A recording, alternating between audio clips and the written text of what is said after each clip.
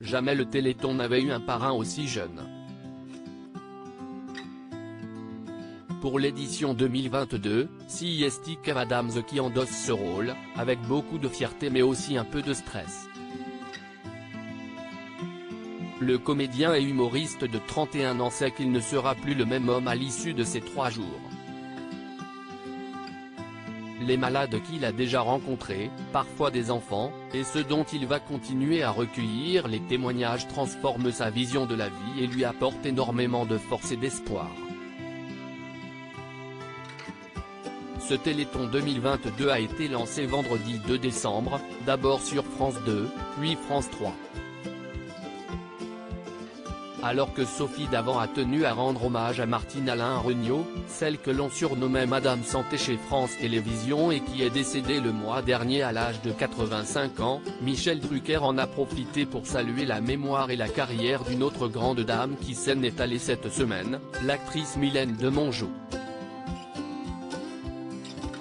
Partie à l'âge de 87 ans, elle a malheureusement perdu son combat contre le cancer.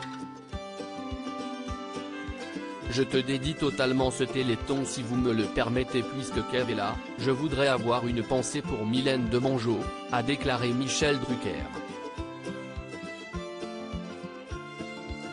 Et alors que Sophie Davant était prête à enchaîner avec la suite du programme, Kev Adams a tenu, lui aussi, à dire quelques mots sur cette actrice qu'il connaissait si bien puisqu'il l'avait faite tourner dans sa comédie Maison de retraite.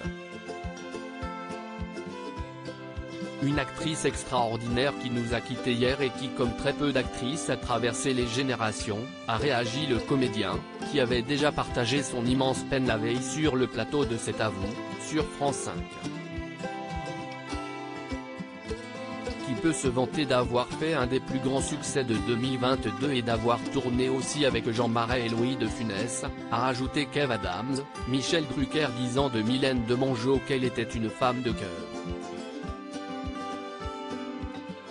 Mylène, on pense à toi et ce Téléthon je te le dédie complètement, a conclu le parrain de l'édition 2022.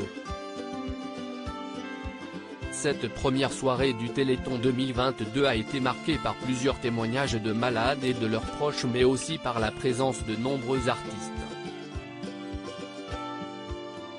Kenji Girac, Gims, Soprano ou encore Passepartout, personnages emblématiques de l'émission Fort Boyard pour cette grande soirée qui a attiré un peu plus de 800 000 personnes sur France 3, soit 5,7% du public.